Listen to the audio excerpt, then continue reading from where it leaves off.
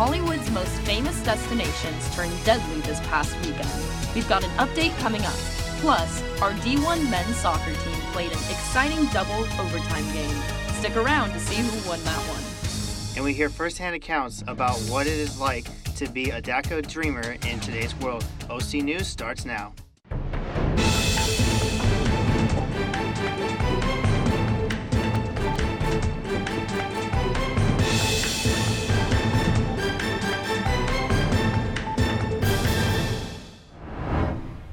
Hello, and thank you for joining us at OC News. I'm Vincent Garcia. And I'm Paige Farley. OC News is brought to you by the broadcast journalism students at Cal State Fullerton. A new law in California is a game changer for collegiate athletes, and this new law might also be a problem abiding by the NCAA. For this breaking news, we go to sports reporter Carson Montano for the latest. Carson? Governor Gavin Newsom has signed a new bill that will allow college players to strike endorsement deals and hire agents. For years, student athletes have struggled financially, but this new bill will aim to help these struggles. The new law is set to take effect in 2023. This is a step in the right direction for college athletes. Moving on, the Los Angeles Angels have officially cut ties with their manager, Brad Ausmus. Ausmus had only managed the team for one season, with the Angels finishing with a record of 72-90. This was the Angels' worst season in over 20 years. The organization is now in search of any experienced Major League managers, with Joe Maddon being the frontrunner. In 2016, Maddon led the Chicago Cubs to their first World Series win in 1908. This move would not be anything new for Maddon, since he was an Angels bench coach for 9 years alongside Mike Scioscia. Back to you guys at the desk. Many Americans take Xanax for acid reflux and to prevent ulcers. The popular drug is being pulled from the shelves at CVS because of a possible containment. OC News reporter Vania Patino is live in Fullerton with more on the story. Vania? That's right. Last week, the Food and Drug Administration announced that they had found small amounts of a cancer-causing chemical in the heartburn drug. Today, we know that pharmacies like CVS, Rite Aids, and Walgreens have recalled Zantac. As you know, many of these pharmacies also have their own generic version of the drug, which they said they will also be recalling. This affects the 60 million Americans that have reported to suffer from heartburn at least once a month. Many of the other countries like Canada and France have also said that they will be recalling it, and we're trying to see if maybe the U.S. is the next country to do it. For OC News, I'm Bonnie Patino. Back to you at the studio. We will now go to Katie DeFalco with an update on President Trump's impeachment inquiry. House Democrats issued a second round of subpoenas this morning, but this time targeted President Trump's personal attorney, Rudy Giuliani. Lawmakers are investigating whether our current president abused the power of his office to influence the 2020 election. The House Intelligence Committee is searching for the information about the role Giuliani played in Trump's request for the Ukrainian president to investigate the family members of Joe Biden, current 2020 Democratic presidential candidate and former vice president. Giuliani has already acknowledged having messages and other materials dating back to January of 2017 that may be found relevant to Trump's impeachment inquiry. The attorney has until October 15th to produce these documents and communications. That's all the current information we have on this today. I'm Katie DeFalco. Back to you guys. A Buena Park Reserve officer died Saturday morning after being involved in a car crash on the 91 freeway in Corona. Arthur Art Bryce was driving on the highway eastbound heading to his Moreno Valley home after his shift ended when his sedan collided with a disabled and moving big rig shortly after 5 a.m. Bryce was 58 years old and spent 11 years in the police department. Buena Park Police said in a statement, quote, "Officer Bryce will be remembered as a genuine, caring, and uplifting presence, always ready to lend a hand or an ear. One of his favorite topics of discussion has been his 8-month-old granddaughter," end quote. He has also left behind a wife, ex-wife, 2 children, and 2 stepchildren. 2 people were shot along the Hollywood Walk of Fame. The Los Angeles Police Department responded to reports of shots fired Sunday morning and arrived to find 2 male victims suffering from gunshot wounds. The victims were found a short distance away from each other near Wilcox Avenue and Cahuenga Boulevard. One of the victims was transported to a hospital in stable condition. The other was uncooperative and refused treatment. None of the victims suffered from severe injuries. There was no description of the suspected shooter. Authorities do not believe this shooting was gang-related, but ask anyone with any information on the incident to contact the LAPD. In Hong Kong, pro-democracy protests continue. Our reporter Doug DeVette has more on the story. Thank you, Vincent. In Hong Kong, police and pro-democracy protesters clashed on the streets just days before the 70th anniversary of the People's Republic of China. This was the 17th consecutive week of unrest and one of the most violent so far. Many Hong Kong residents consider themselves Hong Kongers, not Chinese, so they want to maintain their independence from Chinese rule. Protesters hurled bricks and petrol bombs at police. Police tried to turn away demonstrators by firing on them with a water cannon filled with blue dye. CNN reported 48 people were admitted to hospitals for treatment. Police said more than 150 people were arrested over the weekend, and about a total of 1,600 people have been arrested over the course of the protests so far. Protests began after an unpopular law was introduced. It would have allowed criminal suspects to be extradited to mainland China to face charges. Because of demonstrations, the law was withdrawn. Marchers also seek protections for voter rights, and they want an inquiry into police brutality during the demonstrations. Saudi Arabia's Crown Prince Mohammed bin Salman denied personal involvement in the killing of Washington Post columnist Jamal Khashoggi. In a 60 Minutes interview Sunday, the Crown Prince said he did not order the murder, but as a leader of Saudi Arabia, he said he takes full responsibility because the killing was carried out by individuals working for the Saudi government. Khashoggi was killed and dismembered while inside the Saudi consulate in Istanbul in October 2018, while there to pick up documents needed to marry his Turkish fiancée. Khashoggi's remains still have not been recovered. An independent investigator for the UN released a report in June finding credible evidence the Crown Prince was responsible for Khashoggi's death. The CIA also concluded in November that MVS did in fact order the murder. And finally, the United States isn't the only country with a political leader entangled in controversy. UK Prime Minister Boris Johnson could be forced from office this week as the opposition parties seek to install an interim leader to delay Brexit. Johnson said he'd usher the UK out of the EU even if the government doesn't approve an exit plan by the October 31st deadline. Johnson also announced he would suspend Parliament in advance of the deadline, but the British Supreme Court unanimously ruled the move illegal because it undermined Parliament's ability to meet its constitutional duties. The Wall Street Journal recently reported Johnson now faces allegations of groping a female journalist and misdirecting funds to a company owned by a female friend while serving as the mayor of London. And that's it for world news. Back to you guys. Mango, apple, bubblegum. These flavors may sound enticing, but they are deadly. What to see in box office this weekend? 3 whole new movies come out. We'll have more on that when we come back. Stay tuned. I'm only 17, but I know about investing.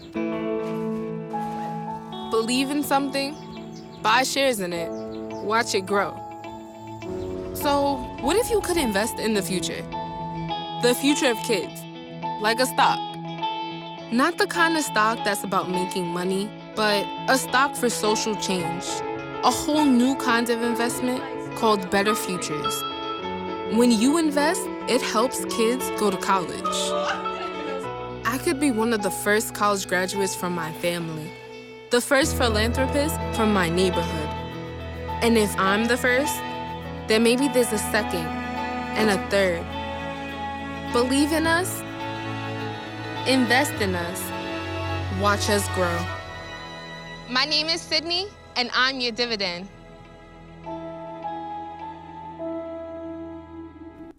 More disturbing health concerns caused by vaping and legalization that is meant to keep teens from starting in the first place. All this and more in our health news segment. Good evening. I'm Kimberly Solis bringing you the latest news in health. Let's watch. The 13th death linked to vaping in the U.S. was reported last Thursday in Oregon. Governor Keith Brown is seeking advice from the Department of Justice to decide if they should control the sale of vaping devices or ban them. According to the Centers for Disease Control and Prevention, there's more than 800 cases of young people with a mysterious lung injury linked to e-cigarettes. It is still unknown to investigators what exact ingredients are causing this illness. Meanwhile, in Washington, things get intense as Governor Jay Inslee signs an executive order which will ban all vaping flavors. He argues that although there isn't evidence that the flavoring chemistry itself is the reason for the disease, it's still the reason for it since it hooks children on the product. If approved by the State Board of Health by October 9th, the ban would take effect on October 10th, putting many vape shops across Washington out of business and leaving various people unemployed, which to Inslee responded, in New York, scientists are trying to find out if cannabis can help children with autism symptoms. Researchers at the Montefiore Medical Center are motivated by how successful the plant has been in reducing epileptic seizures. They are now evaluating 100 young patients, which consists of treatments till June 2021. If you're a parent, you might want to reconsider choosing an ebook over a physical print book. Parents who read print books to their children interact with them way more than those who read from a tablet. According to a new study from the University of Michigan, it was found that when reading from a screen, toddlers wouldn't engage with the story as much because they were too busy reaching for the screen, sometimes even closing the app, making it harder for parents to focus on the reading. Seems like children print books might make a strong comeback after this new study, don't you think? Fullerton Baseball and Softball Club House is getting a new look. Our live reporter, Rachel Andrews, is on site. Rachel? I'm here in front of Cal State Fullerton Student Athletics, where they're expecting an upgrade to their softball and baseball clubhouse facilities. The upgrades will include an adequate locker space, shower space, rooms for meeting and video analysis, a place for players to get snacks, and a room to study. The pre-construction began in November 2017 and is expected to cost between $10 and $12 million. The fees will be collected by the Student Success Initiative. The construction is said to begin by the beginning of the 2020 season and will hopefully end by the beginning of the 2021 season. Let's hope that this is a grand slam. Back to you guys. It was a busy weekend for Titan athletes. Let's send it over to Carson Montano for more. Carson? Thanks, guys. We had several sporting events that took place this weekend. The CSUF soccer team took on the Loyola Marymount Lions yesterday evening. The Lions started off the game with an early lead of 1-0. Late in the second half, Clayton Torr set up a perfect header for Christian Pinzone to make the score 1-1. After going through double overtime, the game ended in a tie, which leaves the Titans still undefeated. The Los Angeles Chargers got back on track with their season after defeating the Dolphins yesterday in Miami. On the first drive, Phillip Rivers put together a 44-yard trek down to Miami territory. A field goal attempt by Ty Long put the Chargers up 3-0. Josh Rosen and the Dolphins immediately responded with a touchdown pass to Devontae Parker. At the end of the first quarter, a sidearm pass to Tremont Pope would put the Chargers right back on top. Through the second half, Rivers and the Chargers continued to drive up the scoreboard. Rivers had an excellent game with 310 passing yards, and the Chargers ended up defeating the Dolphins 30-10. Next, we'll move on to stories about DACA and some stories about entertainment.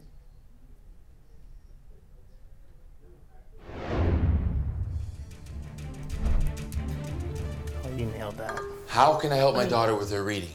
Searching for help with Dachshund Reading. How can I help my daughter with her reading? Information on hot water heating. No. Sarah's bright, but when she's reading, she has trouble sounding out the words. World music, playing track now. No. Let me try. Our daughter gets confused about which details in a story are important. Which paper towels are most absorbent? What? Here are 5 product reviews. Why are you not getting me? See, I told you. Wait, I was trying to show you how Sarah feels every day. Frustrating, isn't it? Redirecting to understood.org. For the 1 in 5 kids with learning and attention issues, this is what life can feel like. Explore Understood.org, a free online resource about learning and attention issues designed to help your child thrive in school and in life. Understood.org, because understanding is everything. Thousands of undocumented students are recipients of DACA, a program meant to protect them from deportation. Our reporter, Jomar Jaramillo, shares the reality of 3 dreamers in Orange County. We're living in the gray. That's what's happening to us. Dreamers often use this phrase to describe their identity. Many believe they are not Mexican enough to be Mexican and not American enough to be American. Ni de aquí, ni de allá. We don't know where we belong. Azucena Pedroza is a dreamer living in the United States. She attends UCI where she is studying criminology. Aside from studying full-time, she is also a full-time manager at Metro by T-Mobile. Hi, welcome to Metro by T-Mobile. How can I help you? You know, I think that Congress needs to focus on something more relevant than a wall. The wall is obviously not going to help. And it's, you know, countless of experts have said that it's not really going to help divert immigration. Dreamers balance a busy life trying to get an education, help out with finances, and other family matters. My name is Adilene Meraz, and I was born in Tijuana, Baja California. Meraz works a part-time job as a noon yard supervisor and a part-time job at a local CVS. She also is a full-time student at Santa Ana Community College. I don't have the luxury to fail, you know. I actually have to push myself to succeed in this American society. Dreamers are able to renew their visas but must pay a $495 renewal fee. Aside from fees they pay, Dreamers also pay taxes, yet are not able to receive the benefits such as health insurance. I feel sadness. Okay. I feel hurt. I feel like what if they get taken, you know? I can't stop thinking about the what if. What if one day they're just not here? I think they should have more attention. There should be more talking, more contributing to their cause. Now the Supreme Court is set to hear oral arguments towards the defense of DACA after the Trump administration terminated the program back in September 2017. I am Jomar Jaramillo for OC News. Turning now to entertainment, from box office hits to an actress arrested for domestic battery, we send the spotlight to Danielle Aboud, who has the latest. Danielle? The actress from Clueless has landed herself in some trouble in Florida. Actress Stacey Dash was arrested Sunday night for domestic battery. She posted bail and was released Monday morning after being accused of slapping and pushing an unspecified male. In the box office this weekend, the animated film Abominable brought in more than $20 million. This film was co-produced between DreamWorks Disney Animation and China's Pearl Studio. Abominable tells a creative story about a young girl named Yi who goes on a journey to reunite a Yeti with his family. Runner-up this weekend was Downton Abbey, racking in close to $15 million. This former TV series show became a film that develops excitement at Downton Abbey when the family Crawley discovers that the king and queen are visiting. However, trouble occurs when they find out that the king and queen travel with their own servants. Tensions begin to build, and the drama continues to grow. Hustlers, starring Jennifer Lopez, came in third, bringing in about $10 million. This film was inspired by a true story about a group of strippers in New York City who steal and rob money from successful stock traders and CEOs and running their credit cards. These women learn their way around the wealthy street clientele to better their lives and help get them back on track on how things used to be. Make sure to check out these new films. I'm Danielle Aboud. Back to you guys. Tomorrow is the first day of October, which means that spooky season is in full effect. Our reporter, Alondra Valdivia, went to Queen Mary to get her heart rate up and see what everyone is screaming about. Queen Mary opened its doors to the adrenaline-chasing horror fanatics on September 26. Opening night featured many performances from the Monsters, food stands in bars, and 6 mazes. However, the reason I came out was for Scaring Mary. We followed her transformation. It took approximately 30 minutes for her to get her makeup done. All the makeup artists worked non-stop, painting monsters after monsters. Each character had a card that directed the makeup artist on what look they had to achieve. Then, it was time to get her wig on, adding extra clips to ensure it would stay on. It was astonishing to see her go from this to this. Finally, it was time to warm up and get in the zone. She showed us some of her lines. Drowning, drowning, everybody drowning. You're gonna drown here. Stuff like that. And also explained to us the past of Scary Mary. Scary Mary is actually a 9-year-old girl who drowned on the ship back in 1952. Her real name was Jackie, but they changed the name over to Mary. And this year they're really going with the theme of Scary Mary and her drowning in the pool, but she's like demonic and like playtime's over, it's time to go crazy. Now we're gonna see Scary Mary in action. The lullaby maze is full of suspense. You never know when Mary's gonna come out. She even makes more than one appearance. It was definitely a frightening experience. Dark Harbor will run until October, so get your tickets. Remember, fear lives here.